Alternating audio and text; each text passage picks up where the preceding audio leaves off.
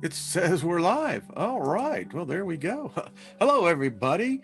Welcome. It's Wednesday, and so good to see everyone. Yeah, I love always aiming to go higher. And a lot of times you can do that by actually listening to music that will actually help you do that. So, anyway, greetings, everyone. So glad to see you. Favor be upon you all. Someone asked, I believe it was Julie Sunshine. We speak healing to you as well, Julie. This is a phenomenal group here. There are many, many healers amongst us here. And there are also many empaths and wizards and witches and just beautiful souls all the way around. So, let me just say hello to everybody. Man, there's so many good people here. Hey, hi, y'all. Got a lot of cover because what we're really going to be doing, this is really what it's happening to us. Um, our Rubik's Cube was perfectly set. We know that there was an approximate amount of different moves there could be within the cube. And folks, everything is with the cube. And then they go and we find out this thing called merging of dimensions. And it's not just, it's a hypothesis, yes, a theory. But there's a lot to found on that. So, Julie, to get to your situation, what is favor? Well, we read this usually about once a week. We try to. Um, and give me 1 second as I turn that one off. There we go. Um, and if you want this, there are people who will testify to this. It works. You have what you speak. And if you're going to speak, might as well speak the best. So, what is favor? Well, this may help you define it.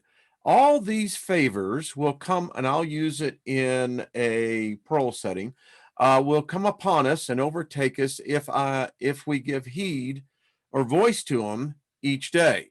Favor will be with us in the city. Favor will be with us in the country. Favor will heal our bodies when we speak favor into our bodies. And Julie, I'll just tell you what I do. Others do it. I lay hands on myself each morning. You got to clean your body anyway, whether it's a shower, whether it's a bath. Lay hands upon yourself. That is an actual real thing. Humans can actually heal other humans. Laying on of hands goes back in many different cultures. But in any case, the point is speak favor to your body. Tell your body it's sexy. Tell them it looks good. I say to my body, every cell in my body is rejuvenating and regenerating, baby. All right. Favor will set apart our children, our animals, and our ground is favored with abundance of joy.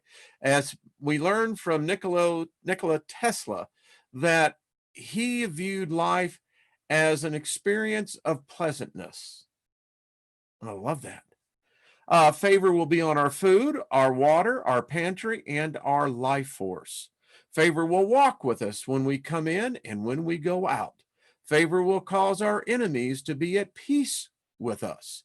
Favor will be upon our barns and storehouses. That's where we keep our valuables to prosper and be in safety. Better be speaking that over your stuff now, folks. Yeah. Favor, remember, it's a bitch to build a house in the middle of a hurricane. Just telling you. Favor will be upon us in everything we undertake. Everything we set our hands to, favor shall cause it to prosper. Favor shall be upon us, all of our material property, and shall cause it to last longer and not break. Favor shall protect us, our offspring, our possessions from calamity. Favor will lead us to good fortune in all things. Favor will cause us to be the head, not the tail. Favor will cause us to come out on top and not beneath. Favor will cause us to always be above and not below. Favor will cause us to have favor with the elements. Favor will cause us to be favored with the spiritual realm. Favor will cause us to be favorable to everyone we meet. They will see us with favor. Favor will seek us out. It will overtake us and abide with us. No weapon of any kind shall harm us, nor will it prosper against us.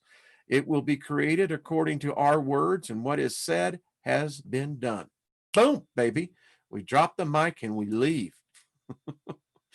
But anyway, hope that helps, because you get that reality into your life, and I will assure you, your life will change. It is a fact. And if you ever do rituals, and which we all do, there's actually a cleansing ritual that works. And if you want it, just email me. So there we go, folks. We know it to be true, and we're certainly not the first, you know. And hopefully, and I know it's already happening, this is spreading around. I hear more people on YouTube actually now speaking favor. It's about time. Anyway, let's see. Happy birthday to all of those of you who are having one. And let's see, Marcia Price will be on Friday. Looking forward to that. Tonight on the artistfirst.com, I will be a guest for the Z-Man on his weekly show, 9 p.m. Eastern, 7 p.m. my time, Mountain. So check in. Z-Man's much like us, free thinker. And oh, Kaz Hot says yellow circle. Well, we'll just go ahead and do it. It was the black square. Anyway, so cheers to everybody. Hope you have your libation. Kaz, how you doing over there in England? You and David Barry and so many of you others. I mean, we got a large following over in England, Scotland, Netherlands, a whole bunch of Norway, just a lot of places. So let's see, a lot going on. Dimensions merging. It's really interesting as you get into this subject. There is a process called merging dimensions and universes in software. In fact, a lot of what AI is built upon is the merging of dimensions and universes. There we go. Yeah, y'all saw it.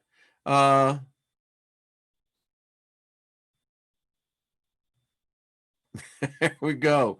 And it's really interesting, you know, having spent, you know, a good portion of my adult life in technology, when you begin to realize that this is how programmers, this is how they think.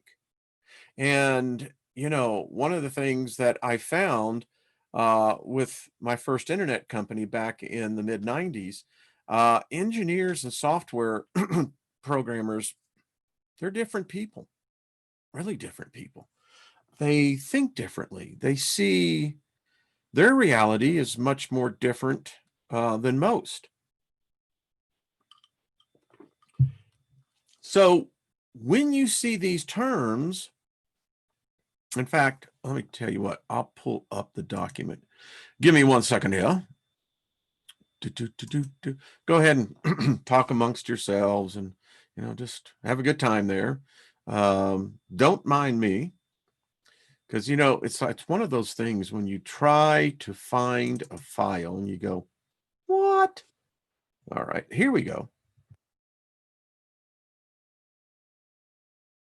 Let me get myself back into frame. Hi, there I am. I'm back. All right, this is what I'm talking about. This is web intelligence. And let's read this thing. And when you read it, yeah, it's going to light the light bulbs. Merge dimensions, joining data from different data sources. The process of joining the data from different data sources based on common dimensions is referred to as merging dimensions. This document will walk you through the process of querying multiple data sources, merging dimensions, creating variables, and adding the variable objects to the report table.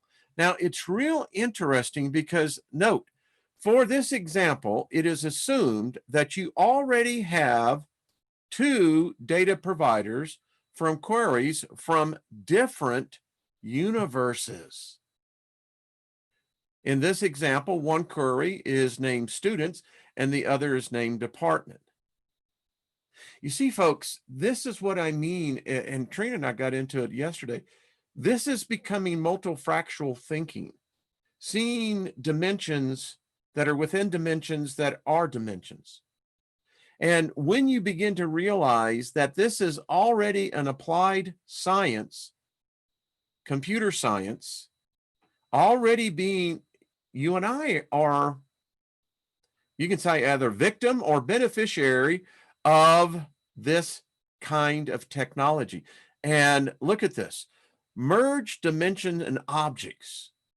Would you not say that you individually occupy space and that no other can occupy your space?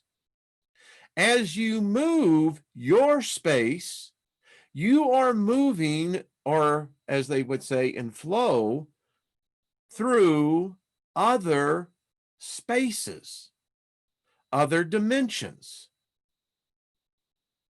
There is a hypothesis out there that contends that each one of us are a universe. We are a dimension within ourselves, and we merely merge into other dimensions. Dimensions are greater, lesser, no less dimensions. You are in a defined space. Some say that's how the UFOs travel. Who knows? All right. Merge dimensions allow you to join the two data sources based on objects with common values. Note that the objects do not need to have the same name, and you can see how this goes through.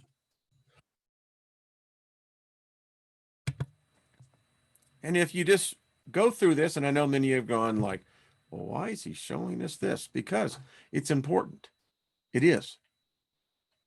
If you realize what is happening in the space that you're occupying, the dimension that you're a part of, the plane of existence, whatever it may be, yeah. Interesting, isn't it? So I put together a little presentation for us today. You know, I love working in PowerPoint. So this is representative of you and how you in your dimension is integrated, separated, yet assimilated into multiple other dimensional rings. And it's odd that you could say that a dimension is circular. I mean, you could say, well, Wayne, how can a dimension have definition? Good question. We'll answer that question. So this is, you know, one can say sacred geometry. It is a mathematical formula. And this could be also representative of the tetrahedrogram. Could be representative of the tree of life. Could be representative of what wisdom is actually defined. And more importantly, it could be said to define you, me. If you put this into the construct of a spirit being, an energy force, because that's what we are all life forces. This would then define almost perfectly what this realm is all about. The truth is, most people go through their lives living basically, as we're going to show you, a one-dimensional approach. In physics, space-time is any mathematical model which fuses the 3 dimensions of space and the 1 dimension of time into a single 4-dimensional manifold. So that's a single 4-dimensional manifold. Space-time diagrams can be used to visualize relativistic effects, such as why different observers perceive where and when events occur differently. As we continue to expand our awareness, our perceptions here, this helps at least give us some reference points. Because we actually see things completely from our point of view. We can adapt a generalized point of view, but even within that matrix, the construct is still you. And so if you ever read The Cube of Space, and we will be, this begins to define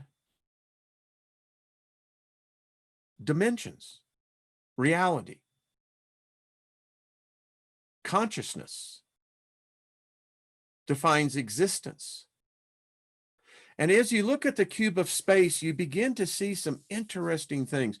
For events, as you look at key 1, above and below. Now, many people take that as a literal representation. May I present another point of view that this is what we would call a time bubble, a warp in space, the space-time continuum. Because no sooner do you reach what you think is the ultimate top above, it immediately winds you back up at below. Immediately. Same thing in any direction you go. You're within the cube because the cube is what is. There was a movie on there about a group of people that were imprisoned or put into this cube matrix. How many of you saw that? It was a really bizarre movie because the cube inside was ever morphing, ever changing. And so it doesn't really matter if you go to the edge of the world, the edge of the universe. Step over it, and you're going to come right back in. And by this, I'm going to expand it even further. It is possible that as you move above, heading to below, you end up at the east.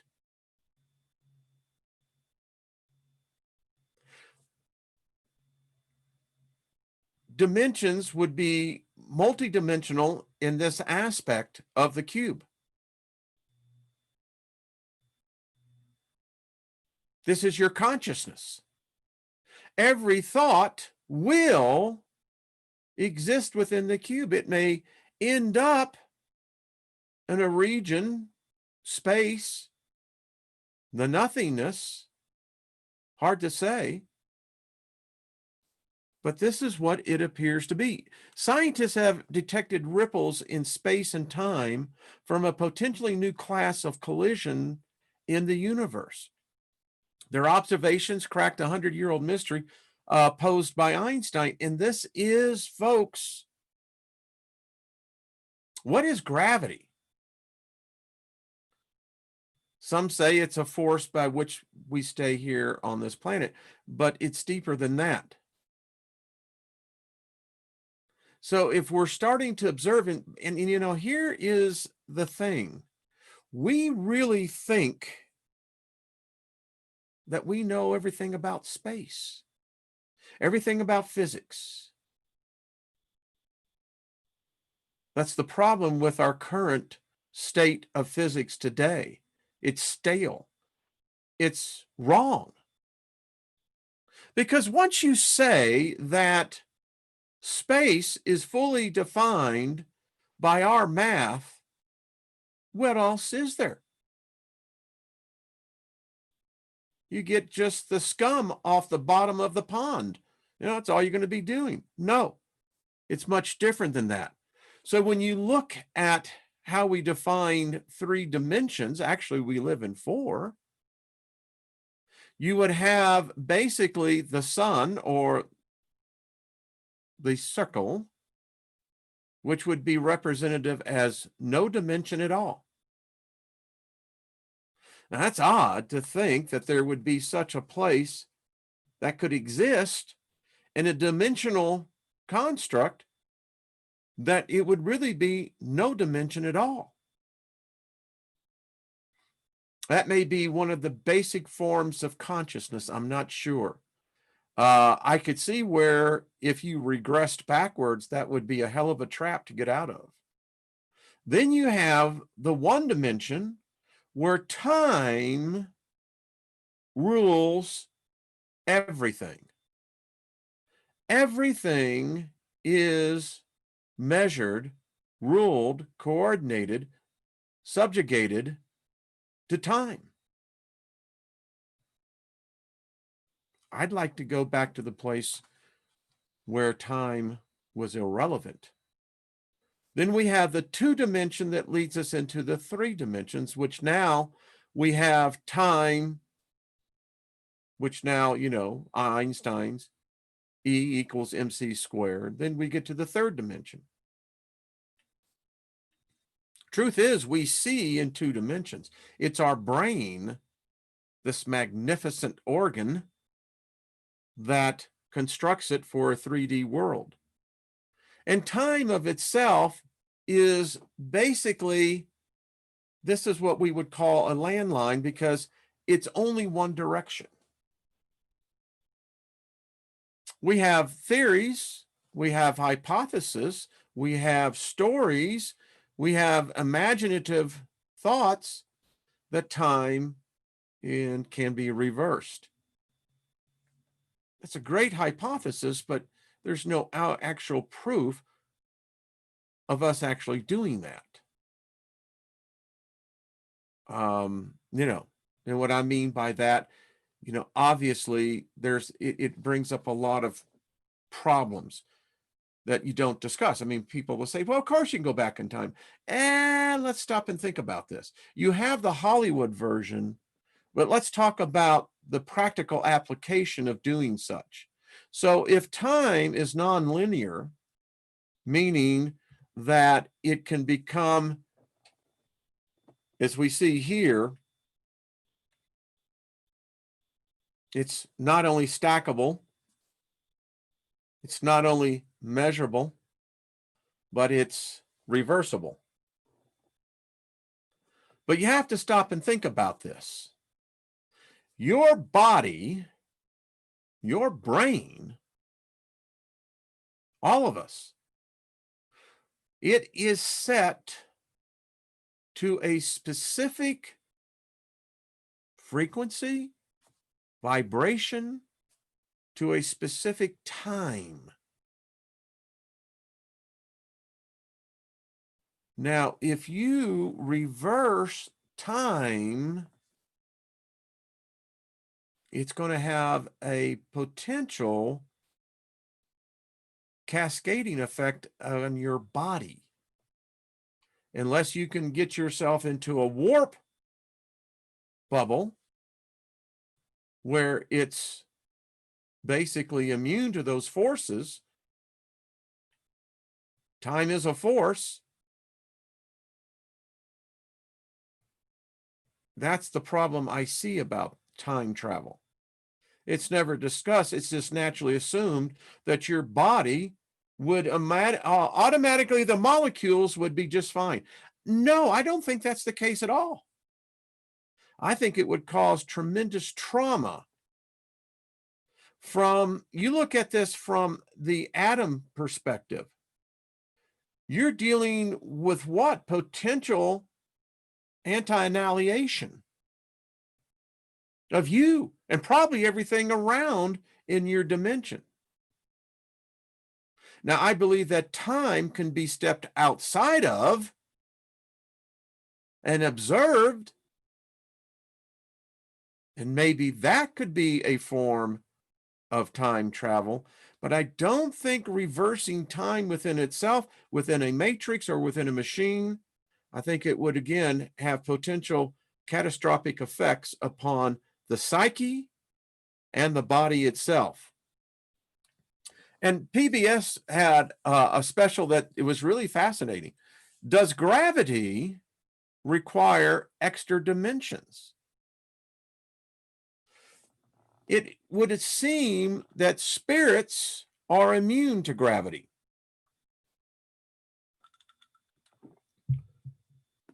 I ask, how does a ghost know where the floor is? How would a ghost know where the ceiling is? How would a spirit be aware of those limitations? Don't think they are.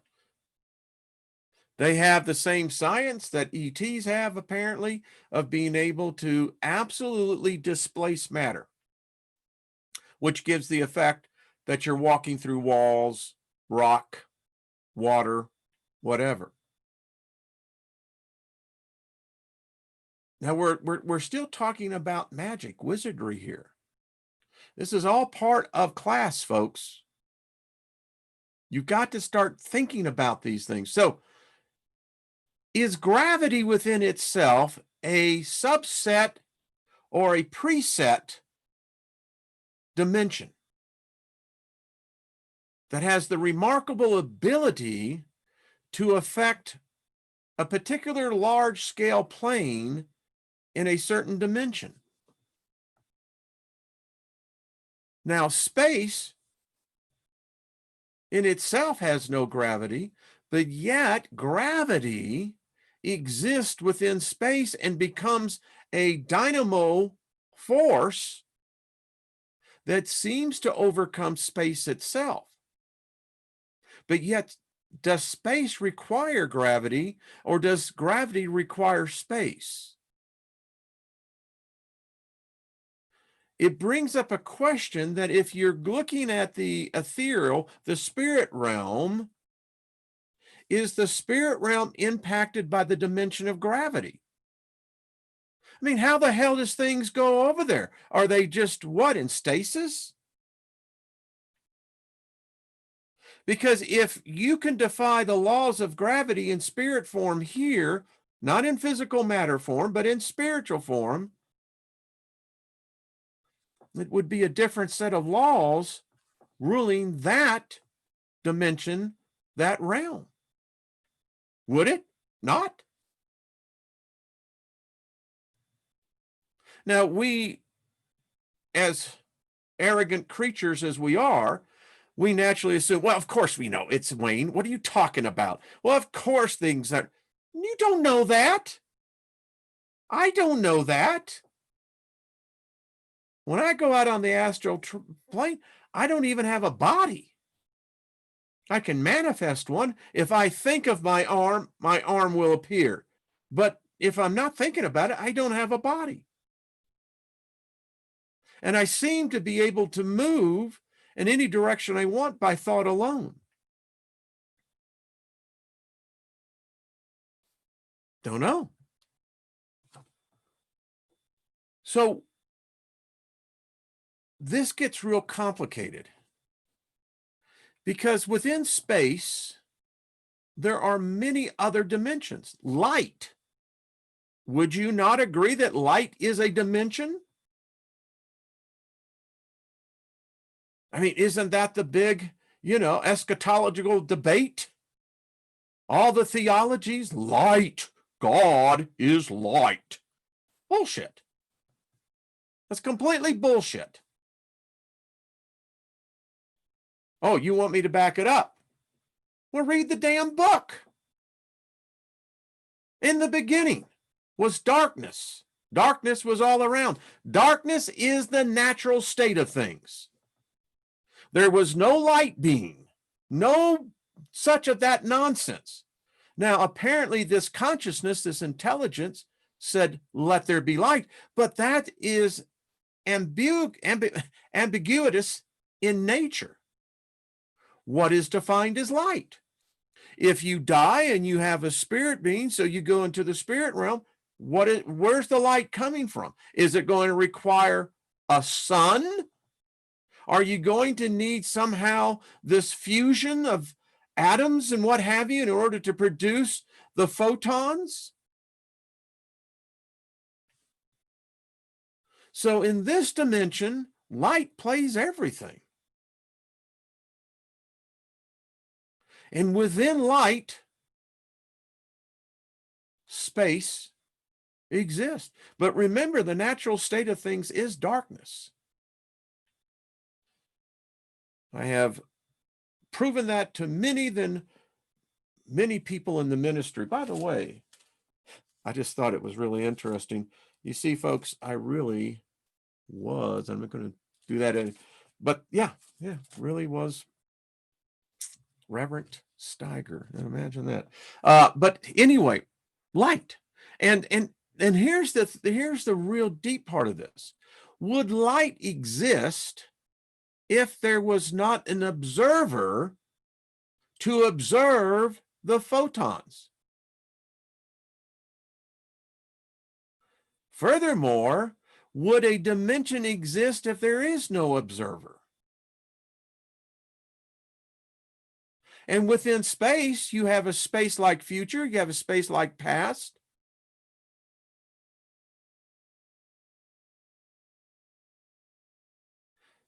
Space defined as an XYZ, T.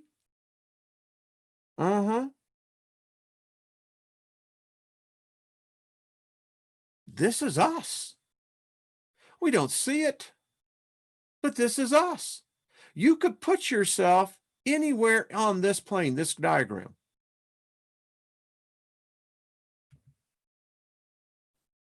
They say that this is what they're now observing in a mirror universe. Maybe it's a completely different, obviously it's in a different dimension. Now, would the laws of the right apply and work in the laws of the left? I don't think so. It's an unknown to us.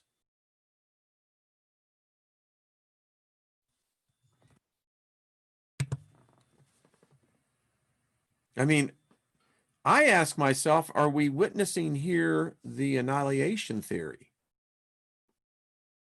You have matter, potentially antimatter. Is antimatter anti-dimensional? I mean, is there such a thing as anti-dimensions?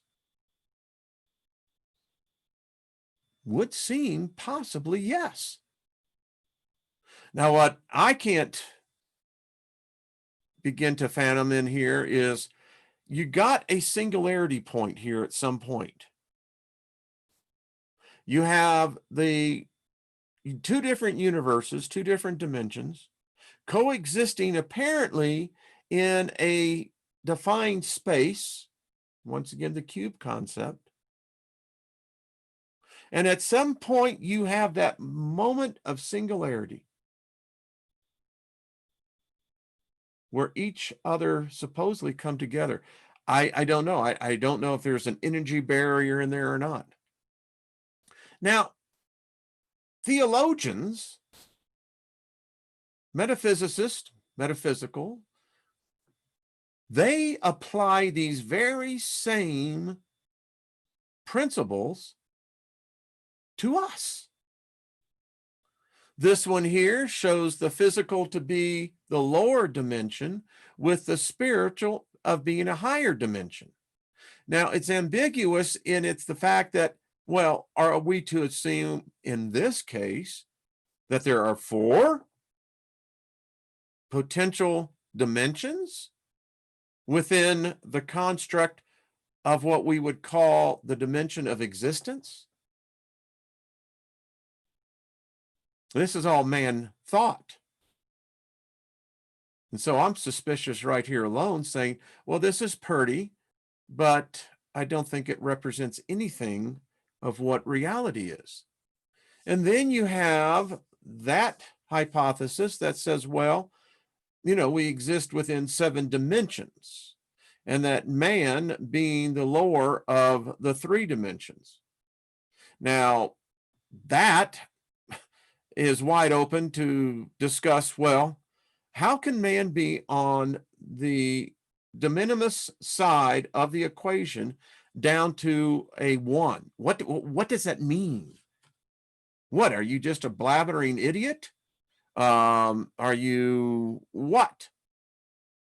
And what's the difference between 1, 2, and 3?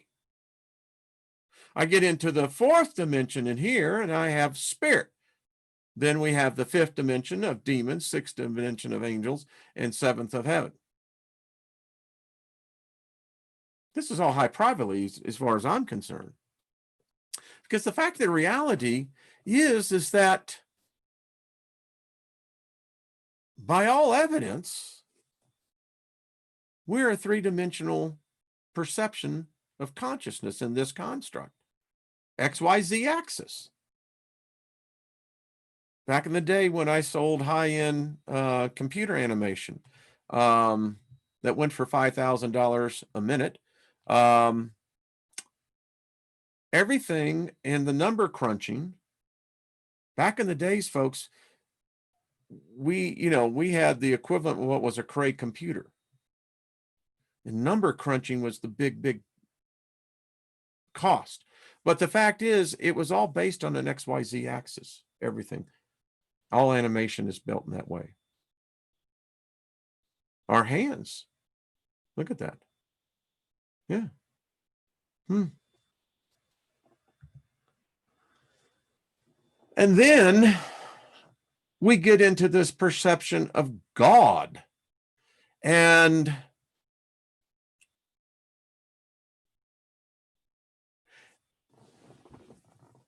here's the deal, folks. You see, we're so duplicitous in our thinking. So if God is in me and I'm in God, then God is coexisting in multiple dimensions from the very debase to the very profound. That's the only truth that can be derived from that. God, whatever your perception of God is, would be both a reprobate and a saint. If there is a judgment, as what you have in these major religions, then he's judging himself, isn't he? I mean, unless he's going like, oh, hell no, I'm not a part of that guy. Listen, I enjoyed it while he was down in the earth. Oh, yeah. No. Come on, folks. You've got to be more mature than this. Rise above that idolatrous thinking. And that's all it is. All worshiping of God is idolatrous. You're worshiping an idol, whether it be mental, physical, or real. If it's in mental, it's already as real. You don't need even a physical representation. But getting back to this point. So if we are God, God is in us, go and read your, when I was back in the day when, I was a practicing Christian, I could quote you John 17. And basically, the 17th chapter of John is Christ speaking about this.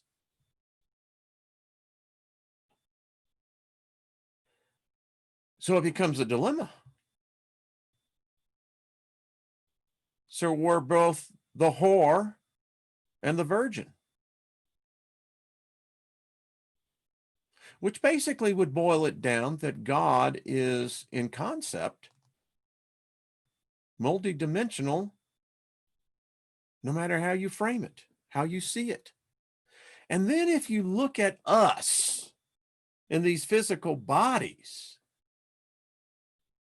it could be said that the body that held consciousness, I don't know, let's go back to the Jurassic period. There were men here. We can go to the Mosaic period.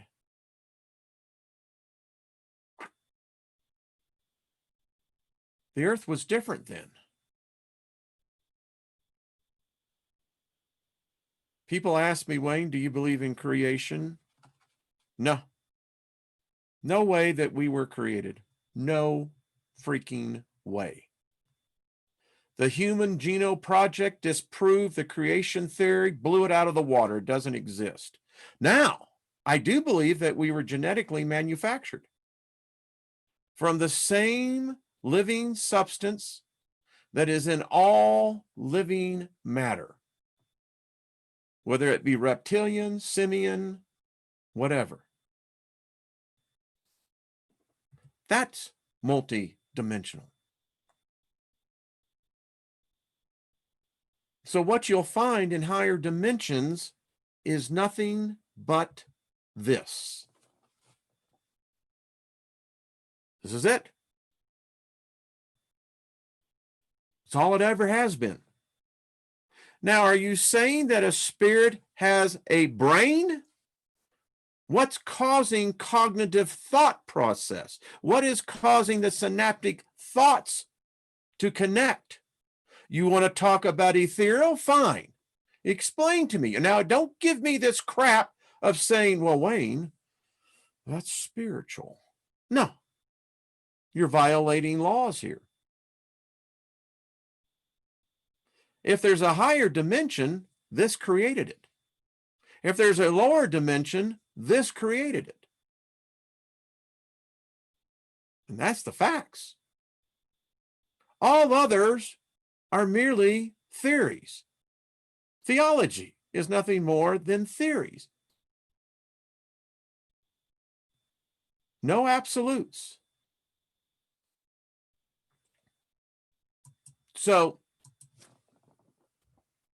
let me get out here. Boom. Think about it. Seriously. I love Julianne Payne. How you doing, hon? So good to see you. But, you know, it's, folks, even if you wanted to go back to this creation nonsense, whatever is behind it is still going to use the same substances that would have been done genetically. In fact, that's the only way it could have been done. It's impossible to create something out of nothing. There's a process. No matter if you could do it with the snap of your finger, there's still a process, no matter how short it is, because remember, you step outside of time, a second could be a millennia.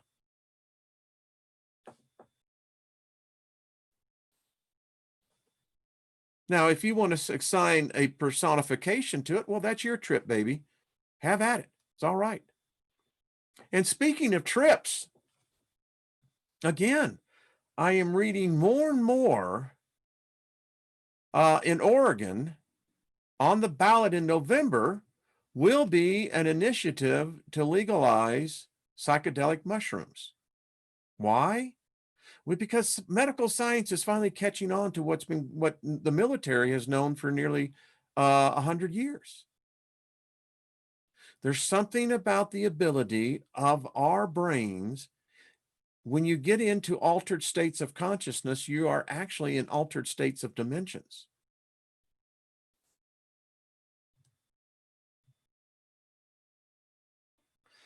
I just read some of the comments, but it's true. I got another, let's see, I want to pull this up. Bump, bump, bump, bump. Give me 1 second. As he pulls it up. Okay, there we go. So, remember the book that talked about the soulless humans? Well, that same cat, and you can get this on the website, or I have it. This is interesting. The timeline reality split, frequency vibrations, and the hidden forces of life. Love this guy's mind. I mean, he is, these are the type of people that we would all like to sit down and have a cup of coffee, tea, some chocolate, and talk. And when you look at this, even from his table of contents, the negative realm agenda, shifting timelines, friction, and frequency vibrations. Decades and decades ago, I knew that if I could only change my timing, we all have this thing inside of us. It's a part of us. If you don't have it, you're not here. You're either dead or you're most likely dead because you're not going to be here. And I'll explain to you why. Our bodies are set at a timing, like a tuning fork, and it's time. It's literally time our bodies are tied to. I realized and wrote a paper on this that if we could adjust our internal clocks, even by the slightest millisecond, you would phase out. Now, I don't know if you would still stay in this realm, but I do know that your body, you would no longer be in the tune or the frequency of the photons to be here. And many people now write on that, and I think and I learned it back probably from who knows what conversation.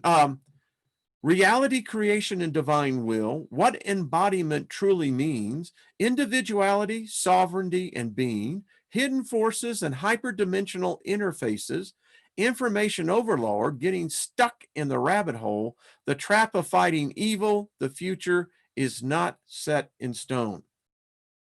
Yeah. Now, if we talk about the fact that if there are demonic energies, evil, I think it has to be accepted that evil is,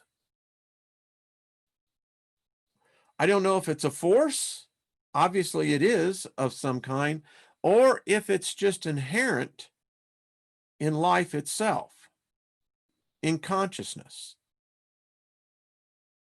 When I walked away from Christianity, it was because I realized it mocks humans.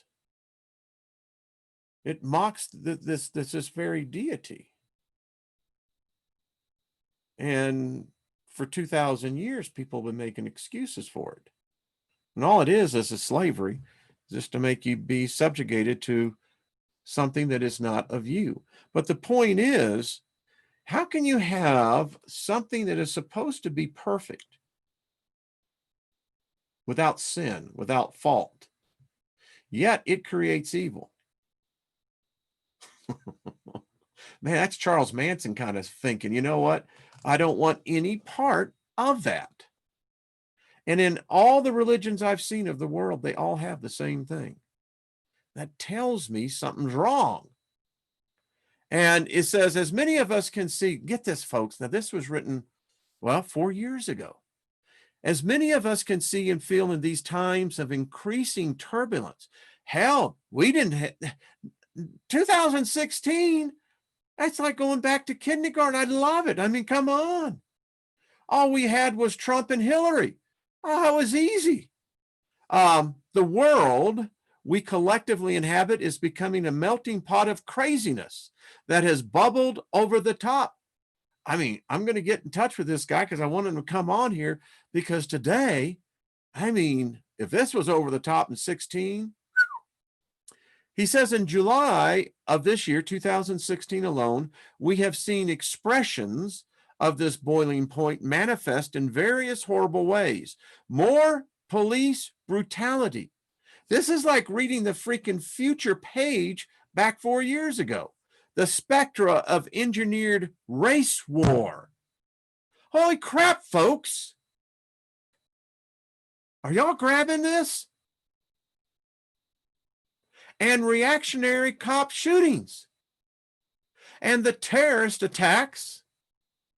Then, of course, we have the ongoing pathological election parade. The only thing he didn't write about in here was the virus. He says, when people have access to a 24-hour spin cycle of fear-based propaganda, and that's all the news is. You don't watch the news for them to tell you that Tommy Boy Scout today picked up the dog's crap on his neighbor's yard, and Tommy doesn't even own a dog, but he's going to get a merit badge for picking up the shit. No, you don't watch the news for that. You watch to see who's been shot, who's been robbed, what politician is robbing you blind. Goes on to say that is churning out story after story that presents a world in the grip of an ever worsening chaos. These escapist fantasies become even more appealing. The combination is a brilliant trap of agreement that serves the powers that be and their hyper-dimensional overlords as well. Bingo, right there. Hyper-dimensional overlords. I think we're getting closer to know who the SOB is, or SOBs, or, you know, we got plenty of names to call them. I believe one of us, humanity, will expose these beings. And I think they're going to try to kill us before we get there. It's just my personal opinion. I think that's what they got us set up for, because discussion like this enlightens the collective. The memo has been received. Hyperdimensional overlords. People are machines. Machines have to be blind and unconscious. They cannot be otherwise. And all their actions have to correspond to their nature. Everything happens. No one does anything. Progress and civilization, in the real meaning of these words, can apply only as a result of conscious effort. They cannot appear as the result of unconscious mechanical actions. Folks, someone, again, is manifesting this crap that all of us are in. We don't like it. I don't get to answer all the emails, but I read them, folks. Many times I try to save them so I can get back and answer, because I like to think about what you're asking. But the point is, we're all recognizing this. We are not the same place and space that we were February 1st of 2020. And what conscious effort can there be in machines? If one machine is unconscious, then 100 machines are unconscious. And so are 1,000 machines, or 100,000, or 1,000,000. And the unconscious activity of 1,000,000 machines must necessarily result in the destruction and extermination. It is precisely in unconscious, involuntary manifestations that all evil lies. Did you get that? It is precisely in unconscious, involuntary manifestations. You see, folks, most people are living in absolute misery because they manifested it. They'll tell you and swear up and down, I did that, I did not. Yes, you did. It's true. Brilliant to monstrosity. All have said they saw certain things only in their head, which later became acted out. What's the difference of a mass murderer to a person who writes a song who gets the thought from that in the ethereal? Don't come and tell me that's good or evil. You're using a Abrahamic Judeo-Christian value to define what good and evil is. Be honest. It's because that's what you were taught. We all were. I'm saying that there's something different. And if you study the Hermetica, you understand what I'm talking about. But anyway, you do not yet understand and cannot imagine all the results of this evil. But the time will come when you will understand. Now, this was written by G.I. Gurdjieff in Search of the Miraculous. Let's see, I'm almost out of time. Boy, this is, what a great day. All right, we'll get more into that later. Because this is a subject that can't really be covered in an hour. It's deep. And quite frankly, how many of you saw the third installment of the prophecy? Where Gabriel, revolts against God and Michael. And in the third installment, they're out in the cafe in the desert. And if you remember when Gabriel came down and was at the diner and they saw all the cars coming. And Dennis Quaid played a great role in that, by the way. And he says, because they could see that something was possessing all these humans and making them grotesque. And Gabriel said, they're not demons. Those are angels. So what if a human is possessed by something that we perceive to be an angel? Has the same effect as a demon. So if you're doing an exorcism, are you truly exorcising a demon or are you exorcising an angel? Our mythos of our consciousness is permeated with the fallen angels. I see that nonsense over and over and over again. If they're angels, they're ETs. That religious doctrine named angels. But the point is, it appears that they can physically manifest, push us out. And if they push us out of our bodies, all they're doing is pushing us out of our space. But in any case, it goes to show you again. Thank you, Carol. Demonic possession, angelic possession has the same result on the human psyche. Drives you to madness. And I contend, folks, what we're seeing today is a massed infestation of possessions. They don't have souls. And so if you have a soulless body, it's prime for possession. Something is going to occupy that space. And if it's occupying that space, that energy, that is evidence of interdimensional existence. Okay, there we go. So, and I love it. I love all the different beliefs in here. And it's fine. It's it's all part of the journey. I mean, that's why, we can look at things, and I think having discussions that are outside the box is important for us, because today indoctrination is happening everywhere. Folks, you've got to turn off the television. Hell, you almost have to turn off the radio now because it's everywhere. Platforms like YouTube, I will not monetize this channel again. I don't like the commercials that's on there because, again, it's all conditioning, pre-programming. Well, thank you, Darth. Thank you. WBA, thank you. Appreciate it. 7P, appreciate it. Bernadette, Nina the Mystic, how you doing, my dear? Lost in Space, ED4 Action.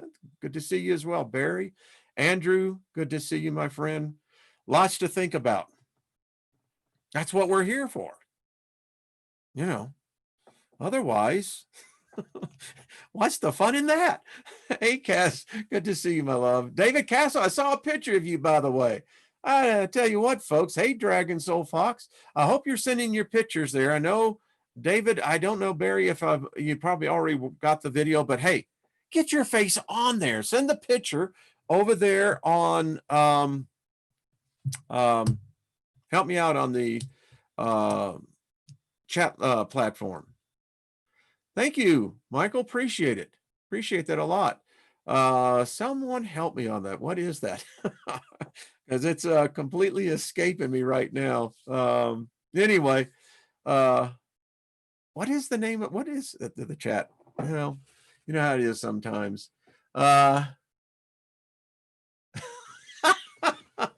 John Price.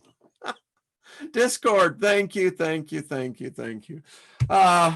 y'all are just a bunch of very groovy people, man. I got to tell you what, this is a cool bunch, and I love it, dig it. It's a beautiful trip every time we get together, and it's fantastic. David Barry, all right, the video's almost finished. Folks, you don't. Thank you, Scott. Appreciate that. Don't want to miss out. Come on, be part of this community. You know, Big Al, he's so great at doing those posters. You know, he's got one with a lot of the faces. We'll put it up on the next when Trina and I get together again. Thank you, Lost in Space. All right, folks, I'll see you tomorrow. And hey, tune in tonight over at artistfirst.com, 9 p.m. See what the Z-Man has to say. I have no idea, but it's always fun with him. And yeah, we do need a soul tribe gathering. I will agree with you. Thank you, Spirit Girl. Peace, baby. I love it. All right, folks. This has been delightful. What video? Hey, Darth. Talk to David Barry. He's putting a video with all of us. Yeah, all the Soul Tribe. Come on, get on board. All right, folks. I will see y'all later on. All right, peace out.